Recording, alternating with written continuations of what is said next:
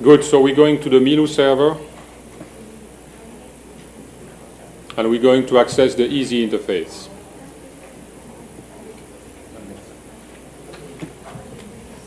So you need to give a name for your run. So we're going to run case 01, the first one. Those menus are foldable.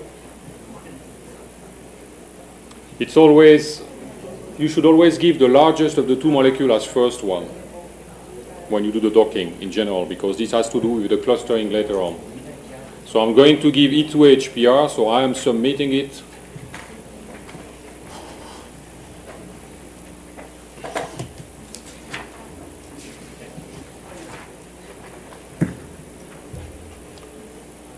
So if a PDB contains multiple chains, you can specify which chain to use. This one only contains one protein, so I say all chain. I don't have to worry, because if the chain is not correct, it's not going to select them. And I'm going to select the phosphorylated version, so E2AP.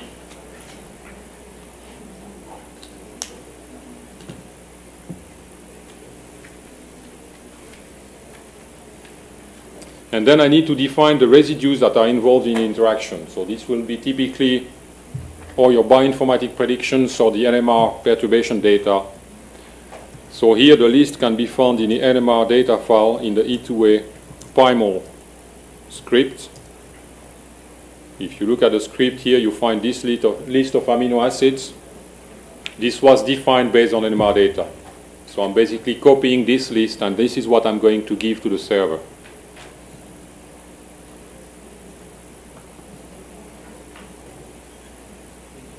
And then I tell the server that it should automatically define the surface neighbors of those.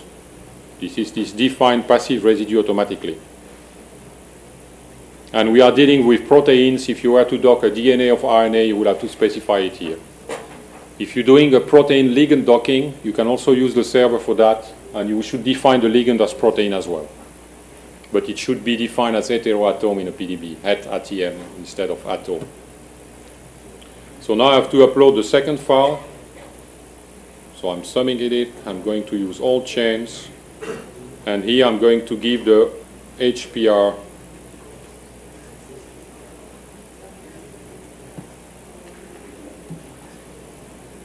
ensemble. And again, I need to define the list of amino acids. And this is also to be found, but this time in a HPR PyMol script in the NMR data directory.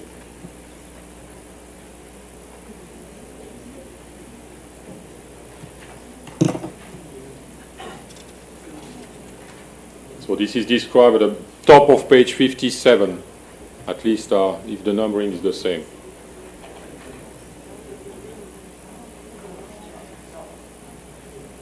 And I'm again defining automatically all the neighbors.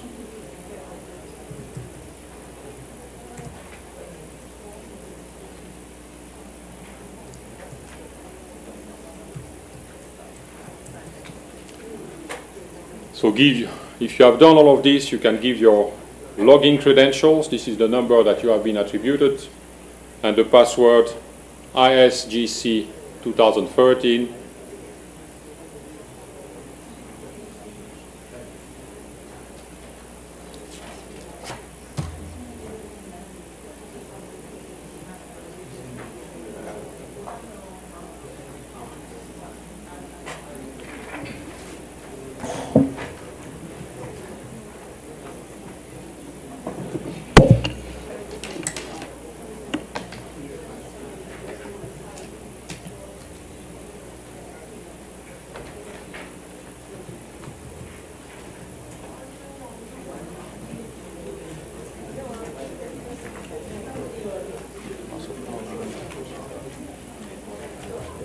So once you have pressed the submit button, and if your data are valid, because there is some validation done, you see this page as I have it now. You will also be getting an email, by the way. And you see two links here. The top link says you can download your docking parameters here. if I click on this link, I'm getting a page with a lot of parameters. It's always a good idea to save this file, because this file contains all you need to repeat the docking. It contains all the parameters, but it also contains the coordinates and all the restraints. And the Haddock server has a mode where you can upload this file in one go. So if you look in there, you find parameters. For example, it says structure for the rigid body, structures underscore 0, 1000. So if you want to repeat a run and just increase the number of structure, in principle, you could edit this file and submit this file, and you don't have to enter all parameters in the run. There are a lot of parameters, and some of them you will have no idea what they mean, so be careful. You see here, for example, the number of steps for the flexible refinement. Cool 2 and cool 3 are 2 steps. So these steps here are for flexible refinement of sidechain only. So we do 1000 steps.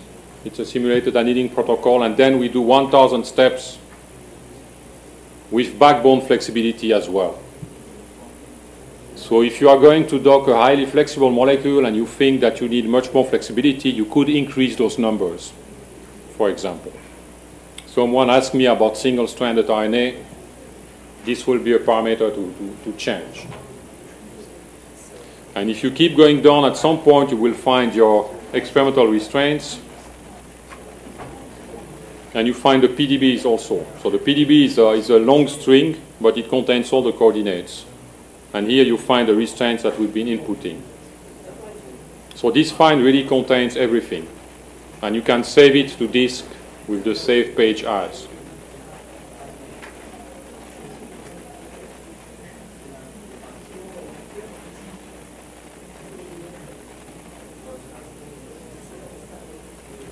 So now if I save this file just for reference. So now I clicked on the second link that you get, and this is where the results are going to happen. So the status is first queued because it's in a queue, and now it's telling me it's running. So the job has started on the cluster, and the structure are being calculated. And actually you can even monitor where you are. And this is like a log file of Haddock. You will get the same log file if you were to run on the local system. And you're seeing now that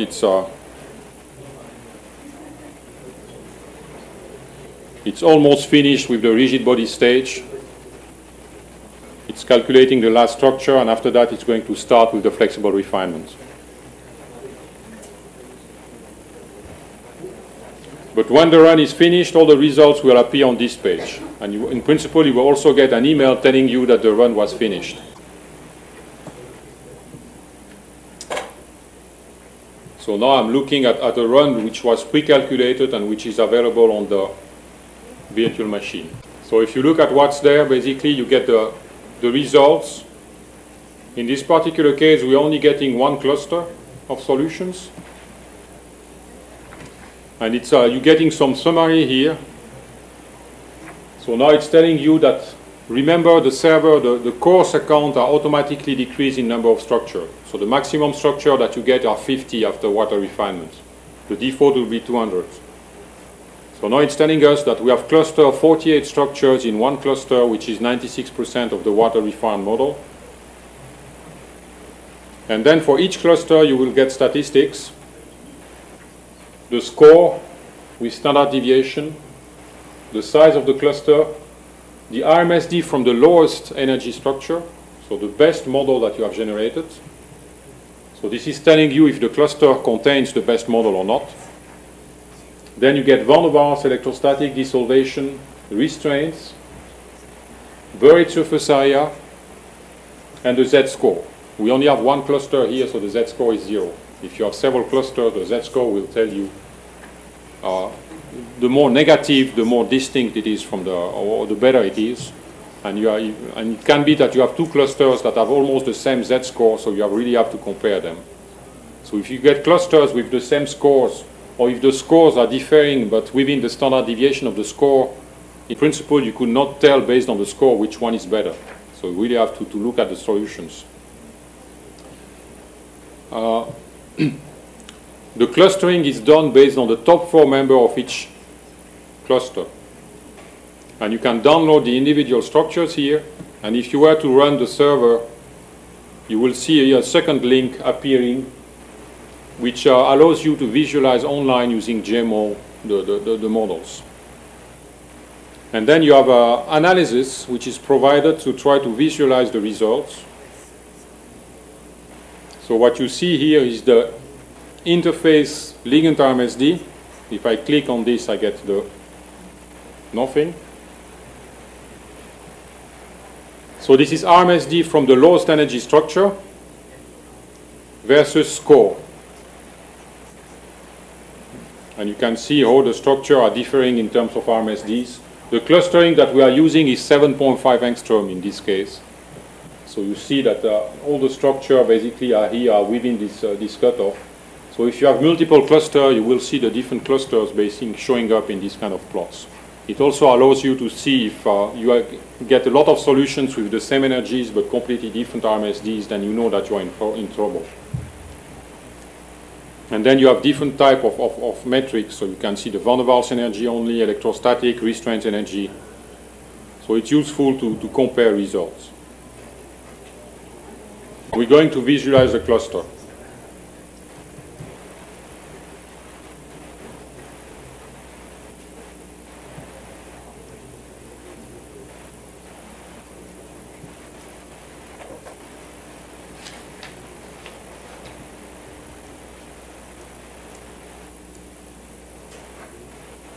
In this case, we only have one cluster, so it's easy, but if you have multiple clusters, you want to compare them and see how different they are.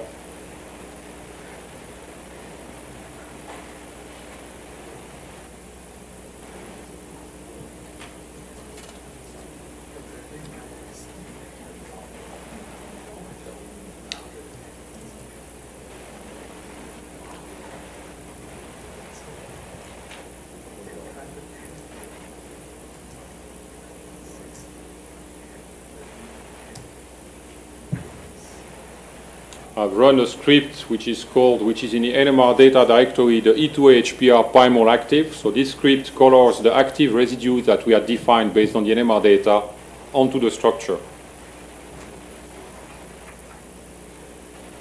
And you see that they are basically all at the interface.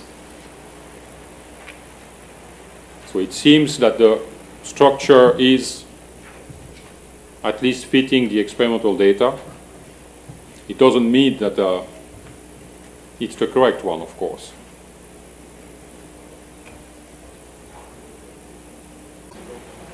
So what we can do is compare this structure actually with the reference structure to see if it makes sense or not.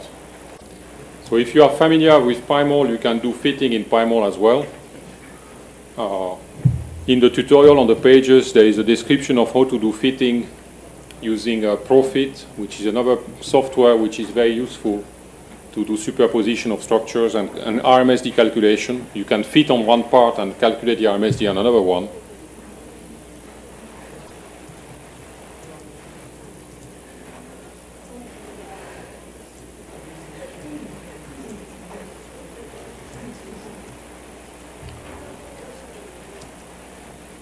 I'm telling it that I want to fit on the backbone atom, C alpha, Cn, and O.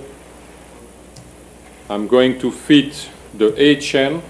So I want to fit the first of the two proteins so that they are superimposed. Then it's easier to see what the second protein is doing.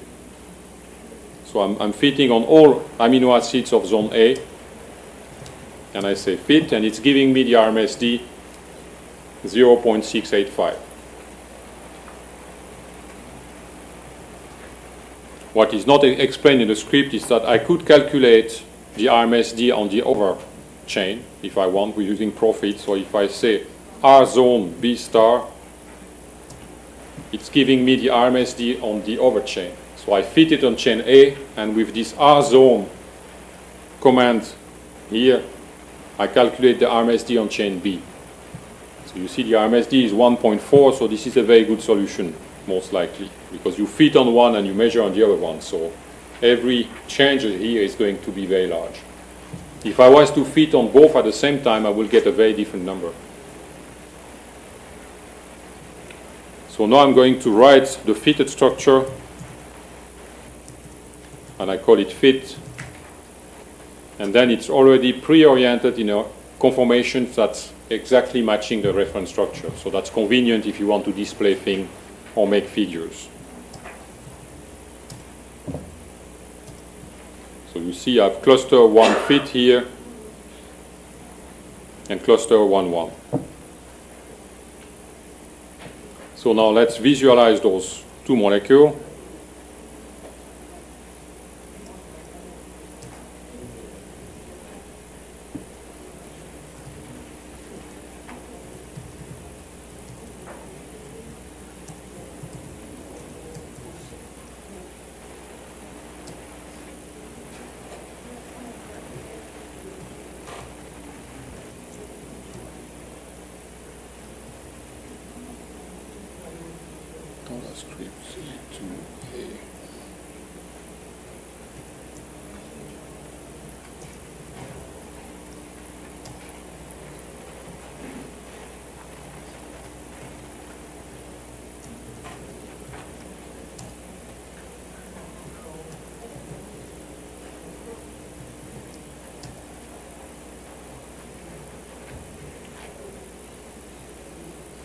So I see now my two molecules superimposed. The green one is E2A, and the blue one is HPR. And maybe if we want to make things a bit clearer, I'm going to color the crystal structure in magenta.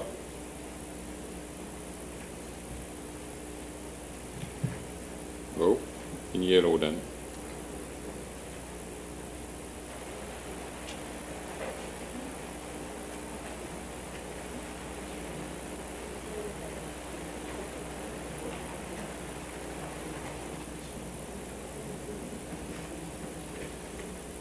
So you can get an idea of the quality of the fit. And you see that the structures are actually very close to each other.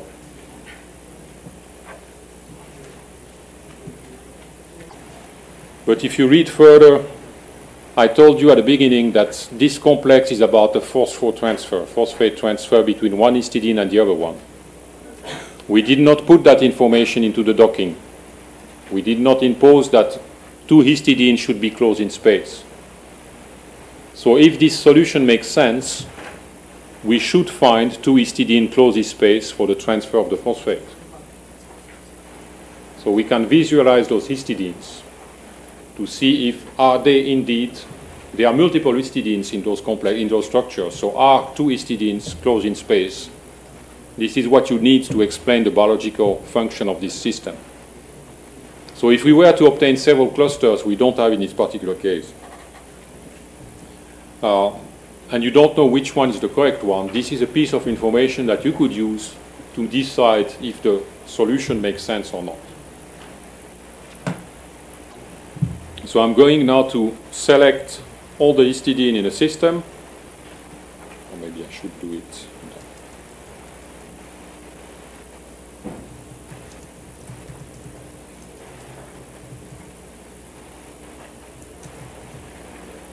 So I select and I give name histidine, all residue name his, but I also add an EP. Remember, we changed the PDB to this phosphorylated histidine.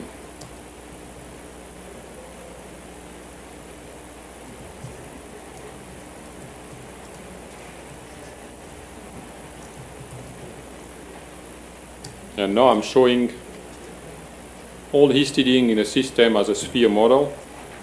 Let's color them.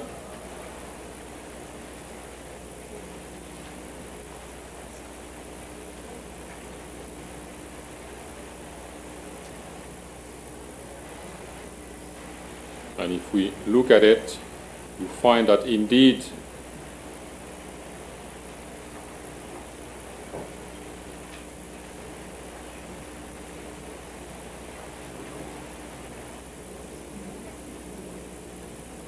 you see that those two histidines are close together. So this phosphate in principle could be transferred. So from a functional point of view, the model that we have generated makes sense. If you were to use the unphosphorylated form of E2A for the docking, it can well be that you get more than one cluster, and that these look quite different. You also see that the phosphase group is present. It was not in the original PDB. So by simply changing the amino acid name, we have changed the nature of the side chain, and Haddock is rebuilding them. My docking run has finished,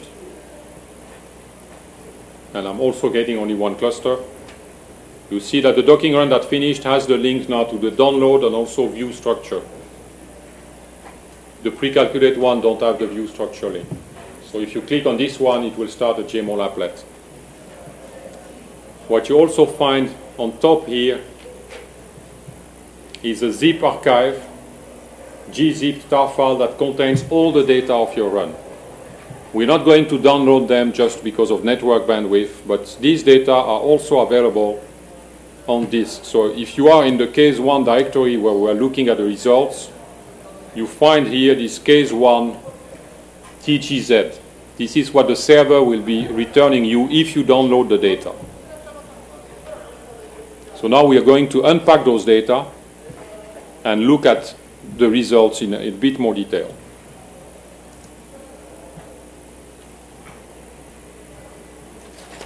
So we are into the quantitative analysis part of the tutorial now.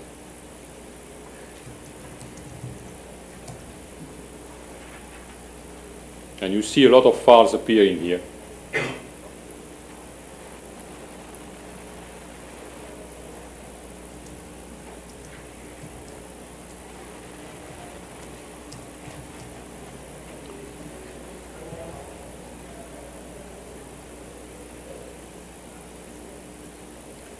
So if I look into this case01 directory that I just unpacked, there is a lot of data there.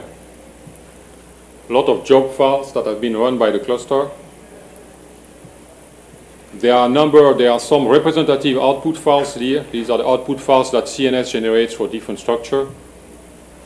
And there's a lot of data there that in principle we don't need, but if you want to know, for example, how much time does it cost to do the water refinement, if I edit this file,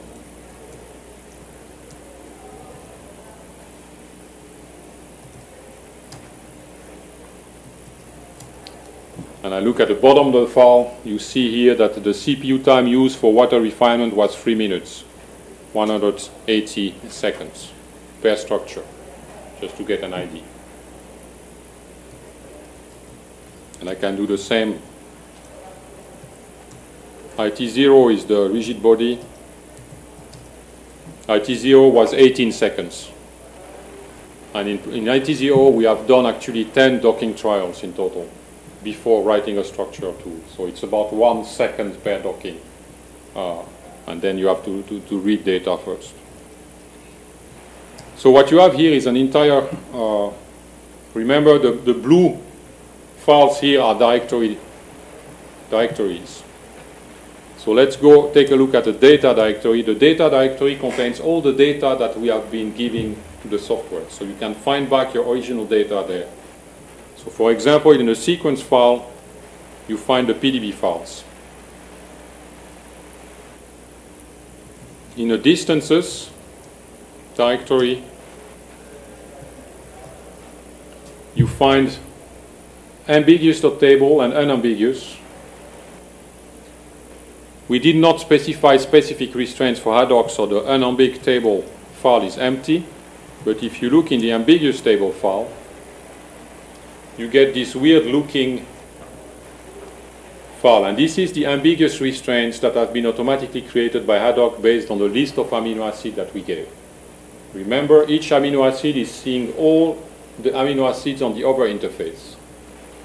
So this one is a restraint between residue number 38 on chain A and 15, 16, 17, 20, 48. 15 to 56 is what we have been giving as inputs to Haddock. These are the NMR based, and the other one that you see here appearing 9, 10, 11, 12, these are actually the surface neighbors. that the program has automatically selected. So you see the restraint is between 38 and approximately 30 over amino acids. And here you find the distance.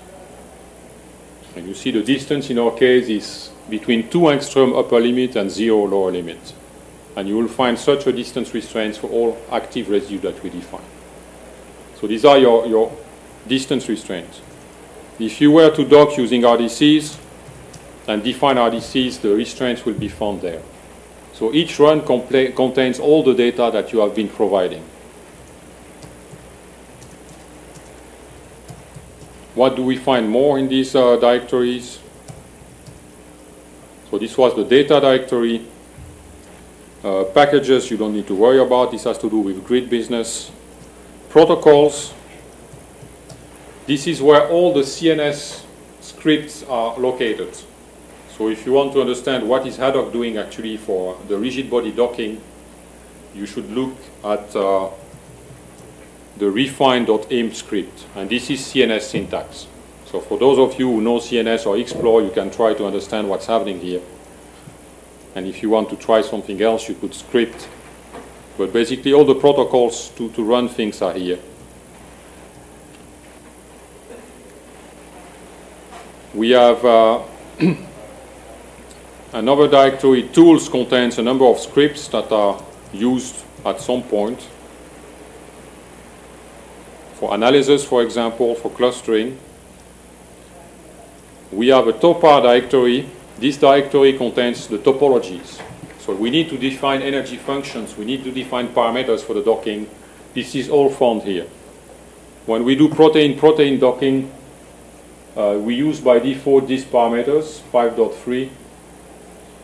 This file contains the topology, so this defines the chemistry, this defines the energy functions. If you run molecular dynamics, you have the same kind of information needed. You need to define the chemistry, you need to define which atom is linked to which atom, what are the angles, what are the diagonal angles, and you need parameters that go with those. So that's any structure calculation method will have that.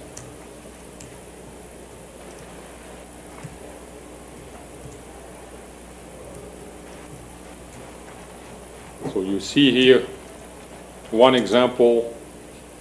For example, you see this is alanine residue. This defines all the atoms. These are the charges that are attributed to the different atoms, and then you see bonds in proper diagonals. So if you were to have a weird amino acid which is not supported, in principle you would have to generate this information yourself. And associated with this, there are parameters that go with that. So this is the topar. In the topar, there is also, for example, parameter for DNA and RNA.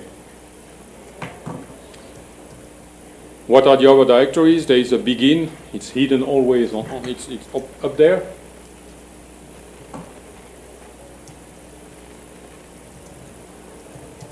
In a begin directory, you get the PDBs that have been created by HADDOCK based on your starting structure. So you see protein 1 has only one PDB, and protein 2 has 10 of them because we gave an ensemble of 10 structures. If we look in those files, so for example, if I search for the phosphorylated histidine, which was called NEP in the protein 1.pdb, you see now that the phosphate group has been added. Okay, this is not yet the docking results, this is just the input data for the docking. But at this stage, all the missing side chains in principle have been added to the system. So now the phosphate has been added. And this is used then to drive the docking. So now I go into the structures directory, and this is where you get the output of the docking. So the IT0 file, the IT0 directory contains the rigid body docking solutions. And you see now that we have 500 PDBs here listed. And there is a seed file. This has to do with the random deletion of data. By default, 50% of the information is randomly deleted if you don't do anything. Because we have the experimental data are not perfect, so we randomly delete 50% of it typically. You can turn off that option at higher levels of the server. And you have a file, for example. file.list as the ranking of the solution. So this is the number 1 is number 373, and this is the score. So in this file you can find what are the haddock score for the different ranks. And this is rigid body at this stage. If we look into the IT1 will be the semi-flexible refinement. And you see that we here only have 50 structures in this case. If you run the normal server, you will find 200 structures here. There is an analysis directory and there is a water directory. So the water directory contains the water refined structures. And in this case it contains much more because there is also analysis has been done by the server. So there is clustering information, but you find here the water structures. And this directory also has an analysis directory, and in there you find the final structure. These have now all been superimposed on the first structure, number 1. And you find also information about different type of energies. For example, you find the desolvation energy. All the DISP file contain potentially useful information. H bonds list all the hydrogen bonds.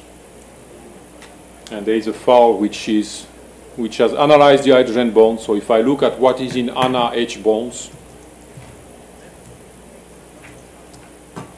you see a listing of all hydrogen bonds in a system with the average distance, how many times is it found.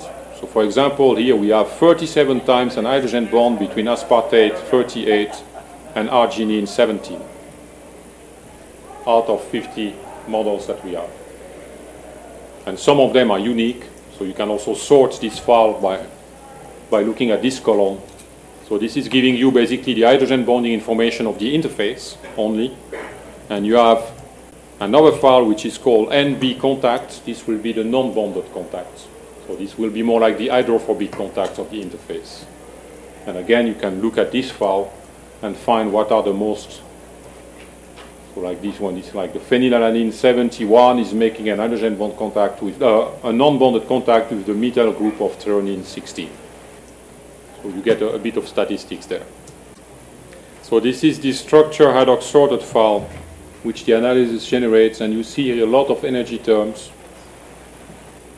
So what we can do is make a plot of Rmsd versus score, for example. The Rmsd is the third column. You see the structure name, haddock score, and Rmsd. So we are column 3 against column 2.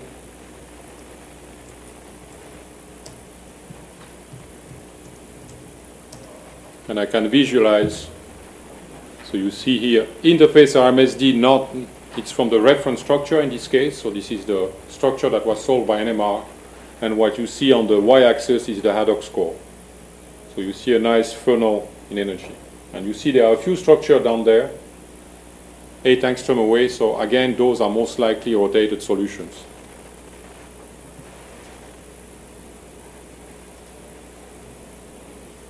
We can do the same in principle also for this is water.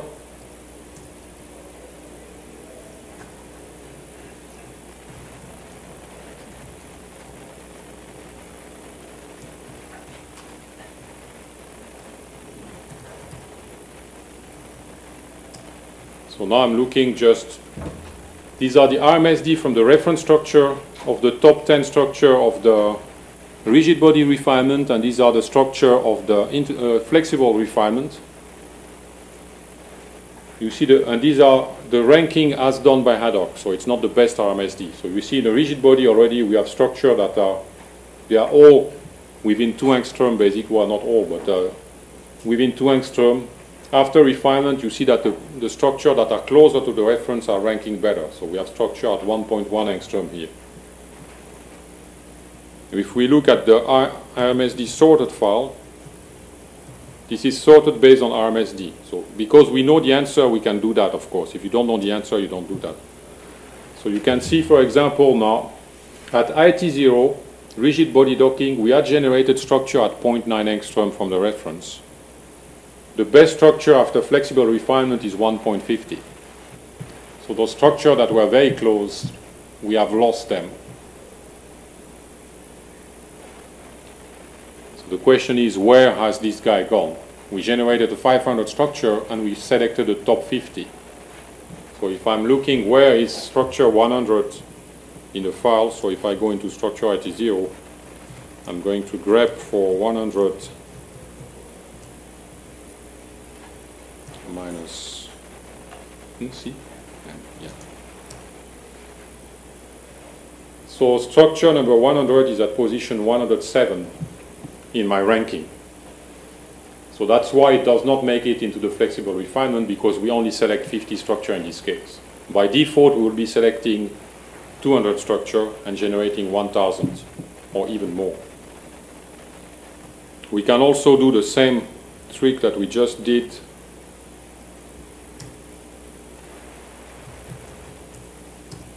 So plot energy or score versus Rmsd. So you see you have some structures. So these are the structures that were at 0.8. So this is 2.5 angstrom. So these are the structures that are 0.8 or 0.9 angstrom from the reference. But you see that structure that are in the order of 1.52 angstrom are scoring better at this stage.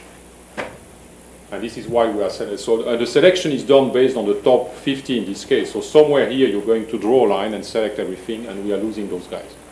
And this can happen. But if you don't know the answer, you can never realize that this is happening. Okay. But the structure that we select later are going down. So if we can do the same plots after flexible refinement, and you see that the situation now is here. The refinement is helping, because now basically the best structure in terms of Rmsd are now also the lowest scoring one. So it seems that the good solutions are getting lower scores, so they are refining better than the bad solution, which is a good thing. So you see your energy funnel now, you're basically, these are some of the best solutions. We are close to 1 angstrom and they are really there.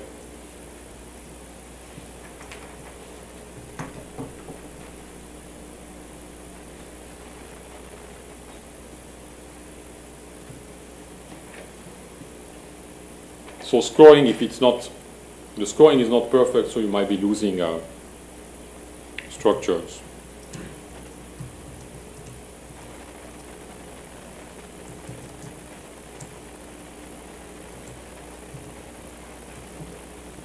And now I'm comparing the structure. These are the best structure after flexible refinement. This is sorted on Rmsd from the reference, so I know the answer. So it was 1.15, and these are the best structure after water refinement. So the water refinement is not changing much the Rmsds. You see 34 here was 1.15, 34 is now 1.95. So we have improved by 0.2 angstrom the Rmsd. It's not a lot, but it's something. In water refinement, nothing much happened. We could look at what is happening to this structure before rigid body. So structure 34 is, there's a change in numbering between the rigid body and the flexible refinement, because we have a large number at rigid body and then we go to 50. So has the flexible refinement basically improved the structure, yes or no? If we want to know this answer, we have to look in a rigid body solution, and we have to find structure which is at rank 34.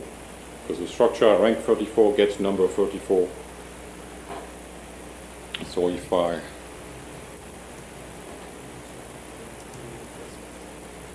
Yeah, does it give the Rmsd? Yeah. So the file irmsd.dat contains all these, and this is the same ranking as HADDOCK. It has one extra line, so I need to look at line 35 in this file.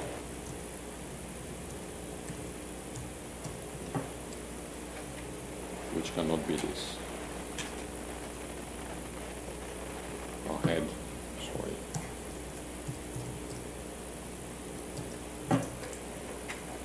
So structure that was ranked at position 34 in the rigid body docking is this one, and it has an Rmsd of 0.35, 1.35. So the flexible refinement has brought this to 1.15, so 0.2 angstrom, and the water refinement has added 1.2 angstrom as well. So in total, we have improved the model by 0.4 angstrom, so it's not a lot. If you look at what is the largest improvement, probably it will be maximum 2 angstrom, and it depends on how much conformational change there are in the system. So you will never see probably 4 or 5 angstrom differences.